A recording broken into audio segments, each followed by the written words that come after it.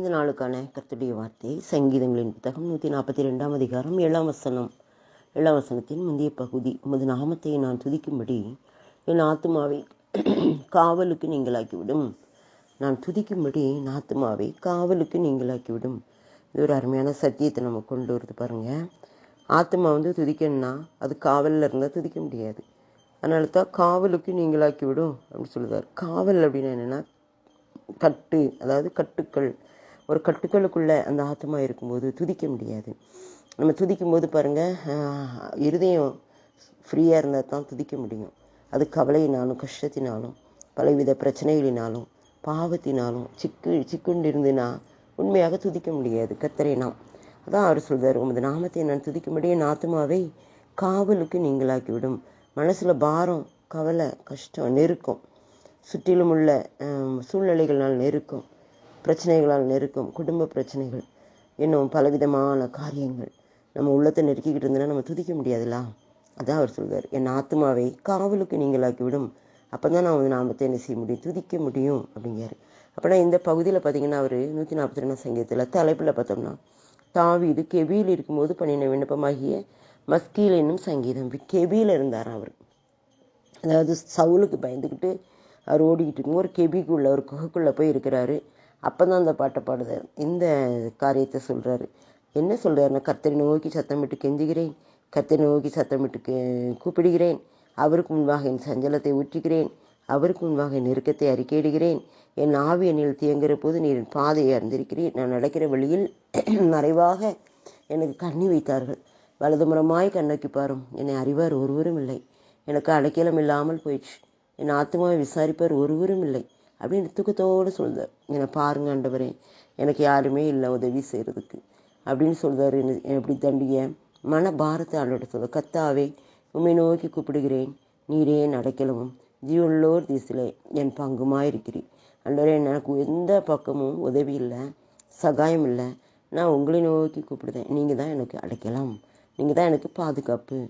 ஜீவனுள்ளோர் தேசத்தில் என் பங்கு, இந்த உலகத்தில் நீங்கள் தான் என்னுடைய பங்கு, அப்புறம் பரலோகத்திலும் நீங்கள் தான் என்னுடைய பங்கு அப்படின்னு சொல்லிட்டு தன்னுடைய உண்மை நிலைமையை சொல்கிறார். என் கூக்குரலுக்கு செவி கொடும், நான் மிகவும் தாழ்த்தப்பட்டு போனேன். என்னை பின்தொடர்களுக்கு என்னை தப்புவியும், அவள் என்னிலும் பலவான்களாய். சவுல் தான் சொல்வார். சவுல் ஒரு ராஜா, இவர் சொல்ல ஒரு தெள்ளு பூச்சியவா நீ தேட வந்தீர் அப்படிம்பாரு. ஆனால் இவர் அந்த சவுலுக்கு கணம் கொடுப்பார், மதிப்பு கொடுப்பார். அபிஷேகம் பண்ணப்பட்டவருக்குன்னு சொல்லி மதிப்பு கொடுப்பார். நாமும் கூட அந்த நாளில் என்ன செய்யணும், கர்த்தருடைய பிள்ளைகள் என்று சொல்லப்படுகிற ஒவ்வொருவரையும் அலட்சியமாக நினைக்கக்கூடாது. அவர்களுடைய தேவன் அவர்களை கணக்கு கேட்டுக்கிடுவார். அதனால் நாம் என்ன செய்யக்கூடாது, அவர்களை நாம் நியாயம் தீர்க்கக்கூடாது. நாம் அவர்களை என்ன செய்யக்கூடாது, பழிச்சு பேசக்கூடாது, புறம் பேசக்கூடாது. அவங்கள ஆண்டோட்ட ஒப்படைச்சிடணும். அதான் இவர் சொல்வார், அவர்கள் என்னிலும் பலவான்கள் அப்படின்னு. நம்மை விட மற்றவர்களை நாம் மேன்மையாக எண்ணணும். அதான் ஆண்டோருக்கு பிரியமானது. என்னை விட அவங்க எவ்வளவோ நல்லவங்க, என்னை விட அவங்க எவ்வளவோ சிறப்பானவங்க, என்னை விட அவங்க மிகவும் நல்லா உதவி செய்வாங்க. அப்படி நம்மை விட மற்றவர்களை நாம் தூக்கி பேச நாம் கற்றுக்கொள்ள வேண்டும். அப்படி நம்ம நெருக்கங்களில், பிரச்சனைகளில், கெவிக்குள்ள, குகை போன்ற இருளுக்குள்ளே நாம் இருக்கும்போது, பாவமாகிய இருள், வியாதியாகிய இருள், பலவிதமான கஷ்டம், பிரச்சனை போன்ற இருள் ஆழத்தில் நம்ம நிற்க வேண்டி இருக்கும். இப்படிப்பட்ட மூழ்கி விடுவோமோ என்று சொல்லி நினைக்கிற நேரங்கள், இந்த நேரங்களெல்லாம் நம்ம துதிக்கணும் அப்படின்னு தான் ஆண்டவர் சொல்வார். அதான் இவர் சொல்வார், ஆண்டவரே என்னால் இப்போ துதிக்க முடியலை, அதனால் என்னுடைய ஆத்மாவை காவலுக்கு நீங்களாக்கி விடும், அப்போ தான் நான் துதிக்க முடியும் அப்படிங்கிறாரு. எனக்கு நீ தயவு செய்யும் போது நீதிமான்கள் என்னை சூழ்ந்து கொள்வார்கள். அப்படி நீங்கள் எனக்கு தயவு செஞ்சீங்கன்னா என்னை சுற்றி நீதிமான்கள் இருப்பாங்க அப்படின்னு சொல்லி தன்னுடைய உண்மை நிலைமை 142 சங்கீதத்தில் அவர் சொல்கிறார் பாருங்க. உமது நாமத்தை நான் துதிக்கும்படி என் ஆத்மாவை காவலுக்கு நீங்களாக்கிவிடும். ஆண்டவரே, நான் உங்களை துதிக்கணும். தாவீது ராஜா துதிக்கிறதுல வல்லவர், துதிகளில் சிறந்தவர் நம்முடைய பரமபிதா. அவரை துதிக்கிறதுக்கு இவர் என்ன செய்தார், அதிகமாக முயற்சி பண்ணுறார். எப்பவும் துதிச்சுக்கிட்டே இருப்பார். அதனால தான் அவர் சொல்கிறார், நான் உமது நாமத்தை நான் துதிக்கணும், அப்படின்னா என்னுடைய ஆத்மாவை காவலுக்கு நீங்களாக்கணும்.